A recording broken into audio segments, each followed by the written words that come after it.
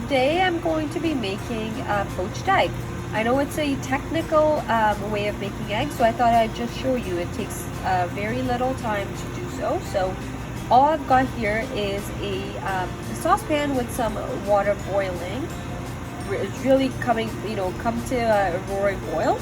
I'm going to add a teaspoon of pure white vinegar. And then I'm just going to add some salt. This is when you make your poached egg, have, really some salt flavor to it. So once that's done, we're actually going to simmer down and really lower the heat to a bare minimum. So we no longer want the bubbles. We just want the water to settle down once it's really boiled. So I've reduced the heat and I'm going to wait for it to calm down a bit. As you can see now, the water has really calmed down. So it's still warm, but it really isn't boiling anymore.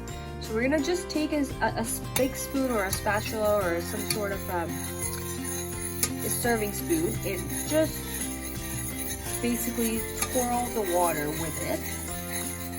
So you create a bit of that momentum with the water in one direction. As fast as you can.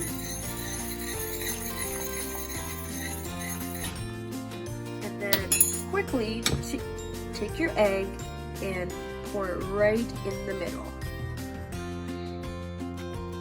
And as you can see,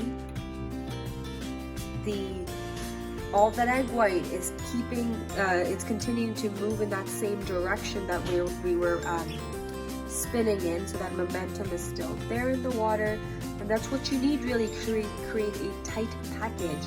What have I done with the heat? I have now increase it slightly higher than the absolute minimum, just so we can make sure to have the water temperature continue to be consistently warm. And now it all depends on what kind of a poached egg you're looking for.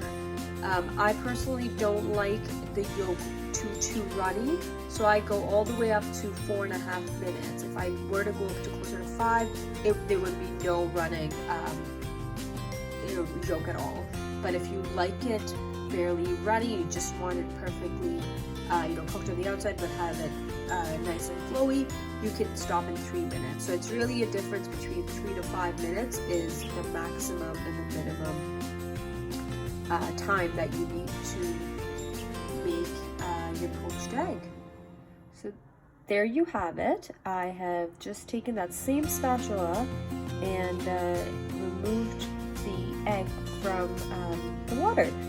Now we're just going to, you do want to remove some of that excess water that it does have. So feel free to put it on a paper towel before plating it in your favorite bread or however you're wishing to have it. And that's really it, but I'm going to crack it open and show you what consistency I've achieved for my liking this morning.